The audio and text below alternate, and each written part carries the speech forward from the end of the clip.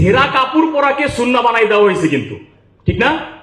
ছেঁড়া কাপড় পরাকে রাসূল সাল্লাল্লাহু আলাইহি ওয়াসাল্লামের সুন্নাহ বানাই দেওয়া হয়েছে, কিন্তু রাসূল সাল্লাল্লাহু আলাইহি ওয়াসাল্লামের যে আভিজাত্য ছিল, যে প্রাচুর্যময়তা ছিল, যেই গার্ডস ছিল, সেটা কিন্তু আমাদের কাছ থেকে সুন্নাহ হিসেবে বাদ দিয়ে দেওয়া হয়েছে। ভাই, এটা একদিন দুই দিনের এজেন্ডা না। যারা আমার সম্পর্কে জানেন তারা জানেন এটা একদিন দুই দিনের মিশন না। হাজার বছর ধরে আপনাকে আমাকে, যারা দিনদার মানুষ আছেন, যারা আলেম আছেন, তাদেরকে অর্থনীতির চাকা থেকে বের করে বাইরে রাখা হয়েছে, যাতে করে সারা পৃথিবীর নেতৃত্বটা তারা দিতে পারে। কারণ আপনার কাছে টাকা না থাকলে তো আপনি নেতৃত্ব দিতে পারবেন না, পারবেন? যার কারণে আপনাকে কি করা হয়েছে, এই মিশন কায়েম করে, নীল নকশা করে আপনাকে আমাকে আলোচনা থেকে বাইরে রাখা হয়েছে। আলোচনায় বাইরে রেখে তারা কি করছে, নেতৃত্ব দেওয়া শুরু করছে। তো এই যে এজেন্ডাটা আসলে আমাদের বুঝতে অনেক সময় লেগে গেছে ভাই। তারপর আলহামদুলিল্লাহ, যেহেতু আপনারা বুঝেছেন বা আমরা বুঝেছি, অনেক বুঝেছি, এই জন্য এখন আর আমরা সময় নষ্ট করতে চাই না। বিজনেস হচ্ছে একটা পাগলা ঘোড়া। তো এখন একদম ব্যবসায়ী হিসাবে আপনি যখন একটা পাগলা ঘোড়ার উপরে উঠবেন, যেমন মনে করেন আমাদের এখানে কন্টেন্ট ক্রিয়েটর ইকরাম আসবে, আরো অনেকে আসবে, কোচ কাঞ্চন ভাই আছে, আরো নাফিস সেলিম আছে। এদের কাছ থেকে যখন আপনি বিভিন্ন বক্তৃতা শুনবেন বা প্রশিক্ষণ নেবেন, তখন আপনার কাছে মনে হবে যে না, আমার তো কোটি কোটি টাকা ইনকাম করতে হবে, রাত্রে ঘুমানো যাবে না, হ্যাঁ মানে এইটা পাশে রাখেন, ওইটা পাশে রাখেন, ইনকাম করতে হবে। তো এই যে ক্রেজি ঘোড়ায় যখন আপনি উঠে যাবেন, আমি এখানে এসে একটা দায়িত্ব পালন করি যে আপনাকে ক্রেজি ঘোড়ায় উঠায় দিছে, ঠিক আছে, আপনি ক্রেজি ঘোড়ায় ওঠেন, ঠিক আছে, কিন্তু আমি আপনার হাতে এমন কিছু সুন্নাহ ভিত্তিক লাগাম দিয়ে দিতে চাই, যেই সুন্নাহর লাগামের মাধ্যমে আপনি ক্রেজি ঘোড়ায় উঠে হায়ার ইনকাম করবেন ঠিকই, কিন্তু আপনি আপনার আল্লাহকে ভুলে যাবেন না, আপনি আপনার রাসূলকে ভুলে যাবেন না, আপনি আপনার সুন্নাহ লাইফস্টাইল যেটা আছে এটাকে আপনি ত্যাগ করবেন না। যদিও কমই উদ্যোক্তা, মানে আলেমরা বেশি আছে, দিনদার মানুষরা আছে, কিন্তু আসলে ভাই ব্যবসায় ঢুকে গেলে তখন এই দিনদারিয়াত কিন্তু ছুটে যাওয়ার সম্ভব চান্সেস অনেক বেশি থাকে না? আবার আজকে আমার আলোচনার টপিকও দেখেন, এখানে আমি দেখাবো যে হালাল এন্ড হায়ার ইনকাম। মানে একজন উদ্যোক্তার জন্য হালাল ইনকাম যেমন জরুরি, হায়ার ইনকাম তেমনই জরুরি। এই হায়ার ইনকামটা করবেন বলেই কিন্তু আপনারা ব্যবসায় আসছেন না, নাহলে তো 10,000 টাকা চাকরি বেতনে চলতো না, 20,000 টাকা বেতনে চলতো না। তো এই বিষয়গুলোকে যাতে একটু সিনক্রোনাইজ করতে পারি আমরা, যাতে একটু ওই যে আপনার ক্রেজি ঘোড়ার উপরে উঠে আপনি লাগামটা ধরে রাখতে পারেন, ওই লাগামটা আমি মানুষ আপনাদের হাতে, যারা ব্যবসায়ী আছে, দিনদার আছে, তাদের হাতে দেওয়ার চেষ্টা করি যে ভাই, তুমি লক্ষ লক্ষ কোটি কোটি টাকা ইনকাম করো, এর মানে তুমি তোমার আল্লাহকে ভুলে যেও না। তুমি লক্ষ লক্ষ কোটি কোটি টাকা ইনকাম করতে পারবা, রাসূল সাল্লাল্লাহু আলাইহি ওয়াসাল্লামের সুন্নাহ মেনেই করতে পারবা। Bill Gates, Mark Zuckerberg, Warren Buffett, এদের পদ্ধতি অনুসরণ করার দরকার নাই। এর মানে এটা না যে তাদের পদ্ধতি খারাপ, তাদের পদ্ধতি ভালো। আমি বলতে চাচ্ছি, অ্যাজ এ মুসলিম, আমি যদি হালাল এবং হায়ার ইনকাম করতে চাই, তাহলে আমাকে আমার সুন্নাহ, আমার আল্লাহ, আমার রাসূল, আমার দিনদারিয়াত, আমার ইসলাম ফেলে দিয়ে অন্য কোনো জায়গায় যাওয়ার প্রয়োজন নাই। প্রয়োজন আছে বলেন? হায়ার শব্দটা দেখেন, এটাতে বাংলায় অর্থ হচ্ছে ঊর্ধ্বতর বা মহত্তর বা ঊর্ধ্বতর।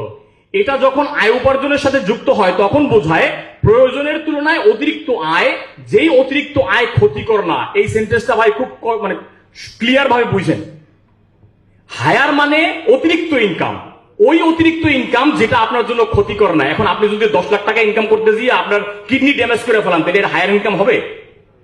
এই কোচ কাঞ্চন ভাই মনে হয় আসবে, ওনার একটা কথা আছে, চমৎকার লিখছে ভাইজান, যে তাজমহল যদি ভেঙে যায়, আপনি কিন্তু একটা তাজমহল বানাইতে পারবেন, কিন্তু আপনার শরীরে যে আল্লাহ সিস্টেম গুলো দিছে, এটার কোন একটা সিস্টেম যদি আপনার লস হয়ে যায়, এটা আর বানাইতে পারবেন?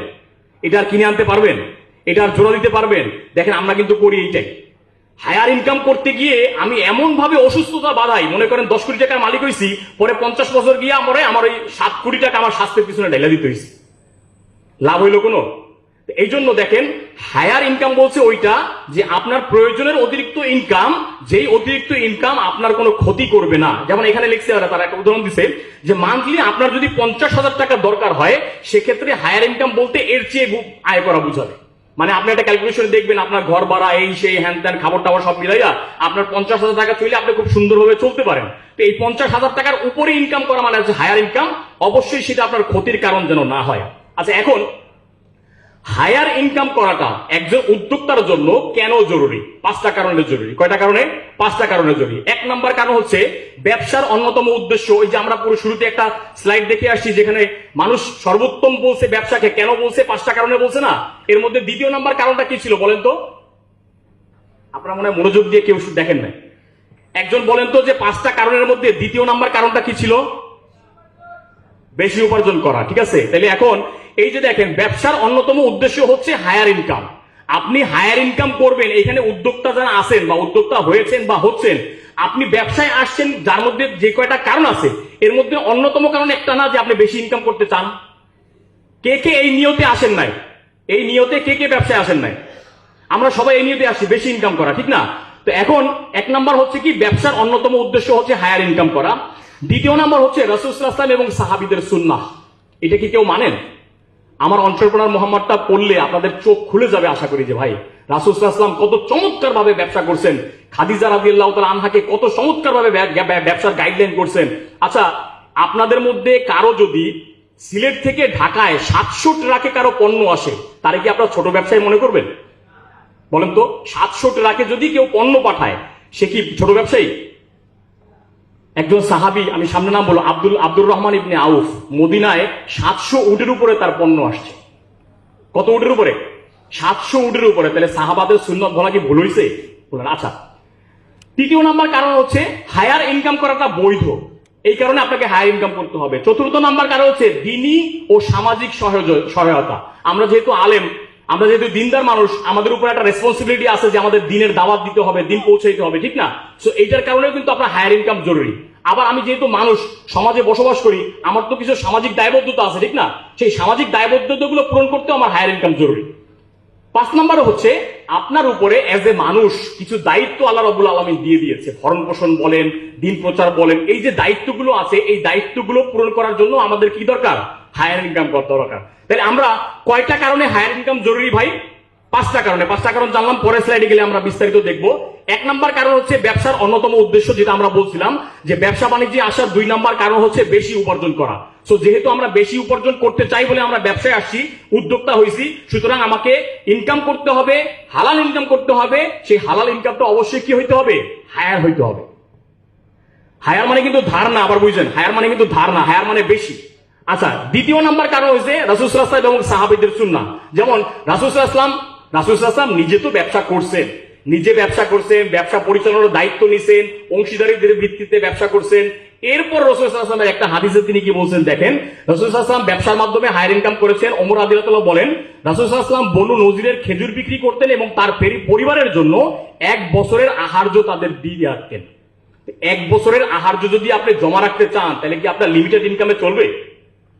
চলবে ভাই?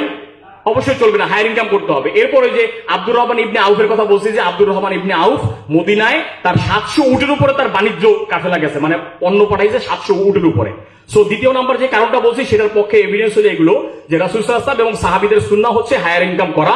আনফরচুনেটলি আমি যেটা বলছি শুরুতে ভাই, দুঃখের বিষয় হচ্ছে যে আমাদেরকে এখন যত গরিবী আছে, যত মানে ছোট মানসিকতা আছে, যত দারিদ্রতা আছে, যত আর্থিক দৈন্যতা আছে, এগুলোকে আমাদের সামনে সুন্নাহ হিসেবে প্রেজেন্ট করে আপনার কাছ থেকে আমার কাছ থেকে আভিজাত্য, অর্থনৈতিক প্রাচুর্য, এগুলো সব ছিনিয়ে নেওয়া হয়েছে। কেন নেওয়া হয়েছে? যাতে আপনি সমাজের লিডিং পর্যায়ে থাকতে না পারেন। এজেন্ডাটা বুঝছেন?